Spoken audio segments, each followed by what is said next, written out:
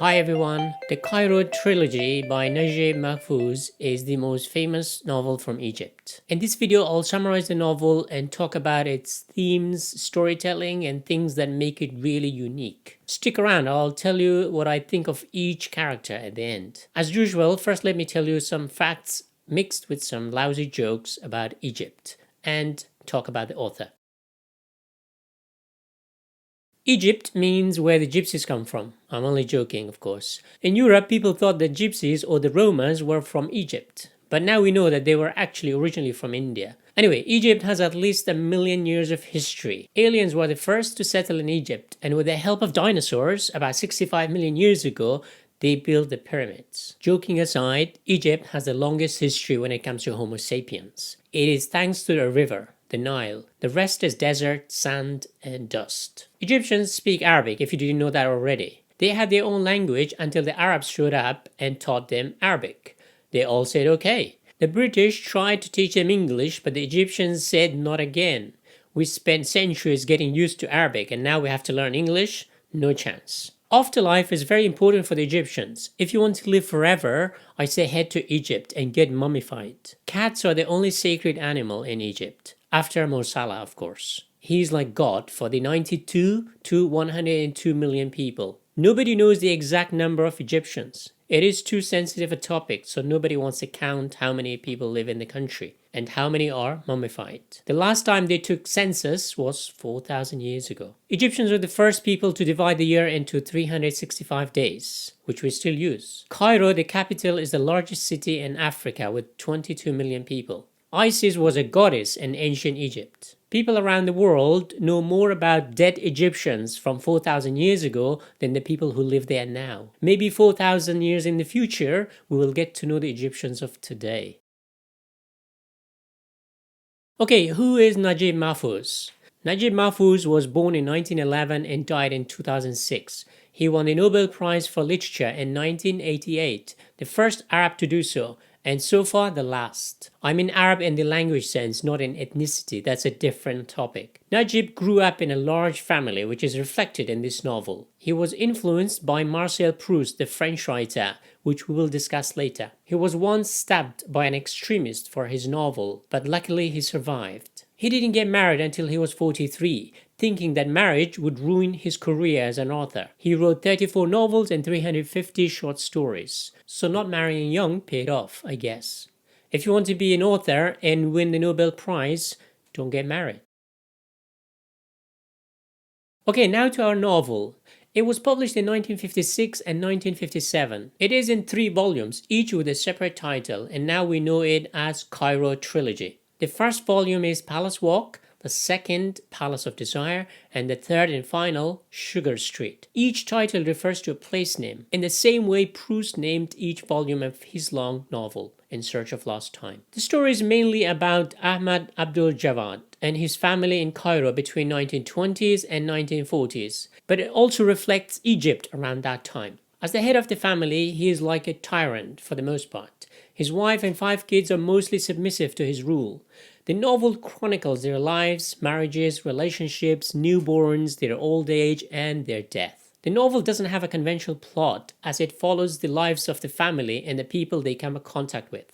For example, their neighbors, their new wives, husbands, friends, prostitutes, the soldiers, the revolutionaries, and many more. The interest for the reader is who the kids are going to get married to, or when they are going to challenge the father. What would happen to Egypt under the British rule? As readers, we watch them grow up, get married, make mistakes, get into troubles, and then die. In a way, it's a very Proustian novel set in Cairo, Egypt. It could be set anywhere in the world, and it still would work. It's like a window into human existence. And what makes this unique is the culture in which a novel is set. A culture that has little or no room for individual freedom. Family comes first. Fathers come first.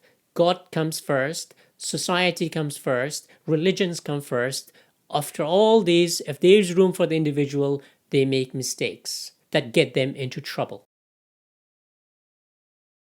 3 things are prominent in the novel: God, politics, and sex, and how humans have failed in all of them. The first thing you notice in the novel is the failure of love, or the absence of love, in many of the relationships. The only romantic tale is that of Kamal for Ida, which is unfulfilled at the end, as she ends up marrying somebody else. Women are married to men they don't know. Men are never satisfied with their wives. They end up cheating on them, and women, they divorce them. It all ends up telling that love is not forever and not even for a few years. Yasin, Al Jawad's eldest son, personifies this the most. The man cannot help getting married and divorced constantly. Finally, when he marries a former prostitute, she seems to understand him.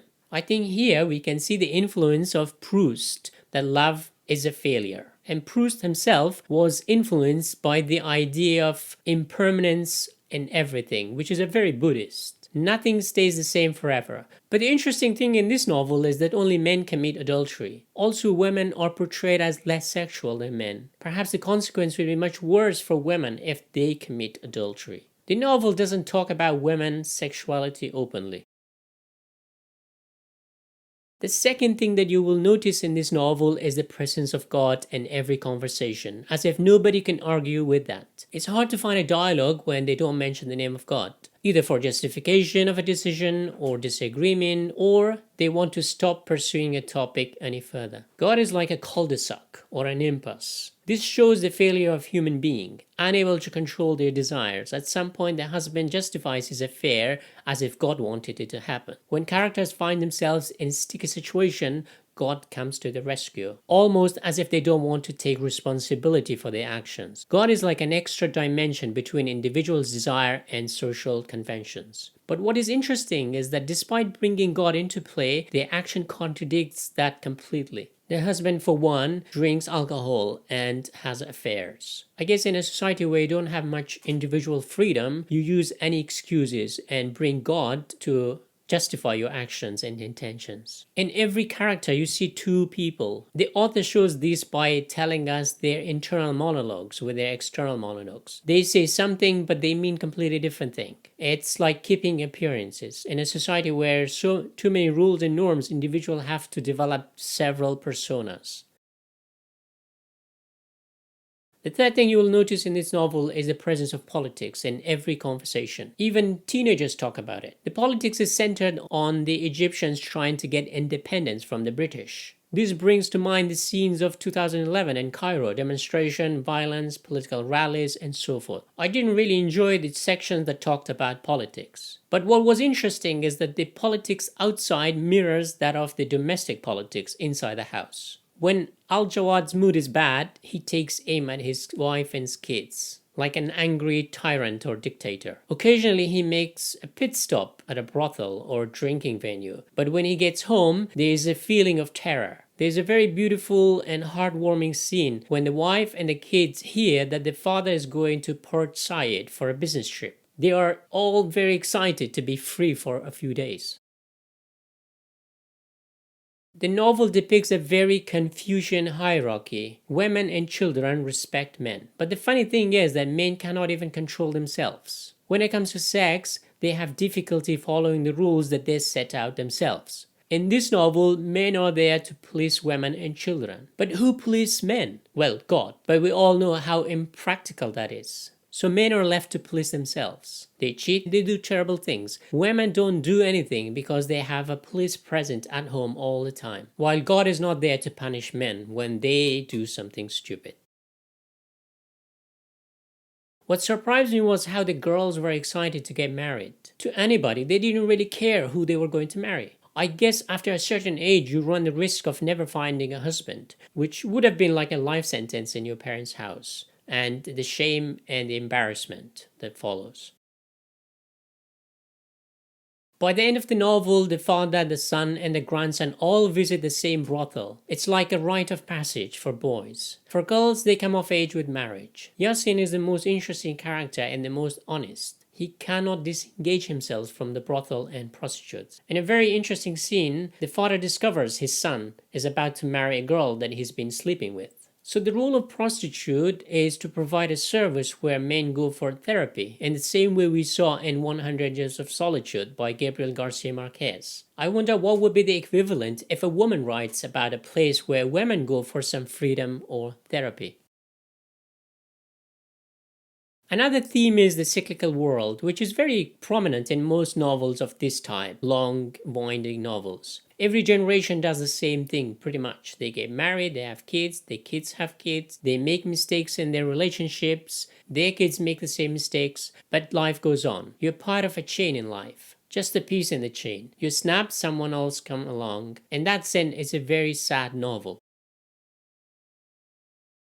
The biggest weakness for me was the too much telling and not enough showing in this novel. There's a lot of commentary on what the characters are telling, endless amount of internal monologues and description. If you like show don't tell kind of novel, then this isn't for you. It is a very long novel, 3 volumes and about 1500 pages. I guess the author, by adding commentary, is trying to express the characters beneath their social and religious personas. In this novel, we get characters inside characters, harboring multiple personalities. I guess the author is trying to tell us that nobody talks directly and openly. They beat around the bush. Talking openly is considered too coarse or harm their social and religious status.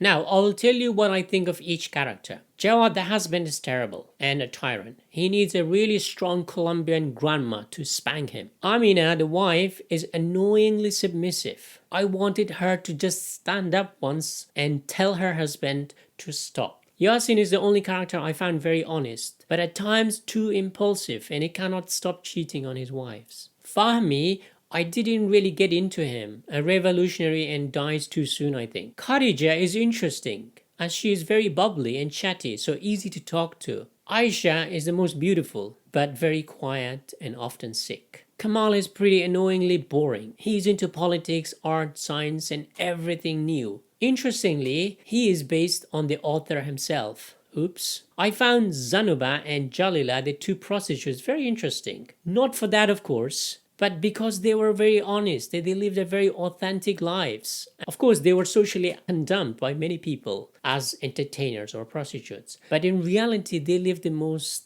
honest lives, I thought. It's a great novel. If you want to have an insight into the Egyptian society and history in the 20th century, I think you should read it. I don't know how things have changed since, but it does give you a really good understanding of how people communicate and how God and politics are present in every conversation. It's a very psychological novel. It is a bit too fat with details, so you can easily skip a page or 2 here and there and you won't miss much. Let me know what you think about the novel. If you enjoyed this video, please thumbs up and subscribe. Thank you.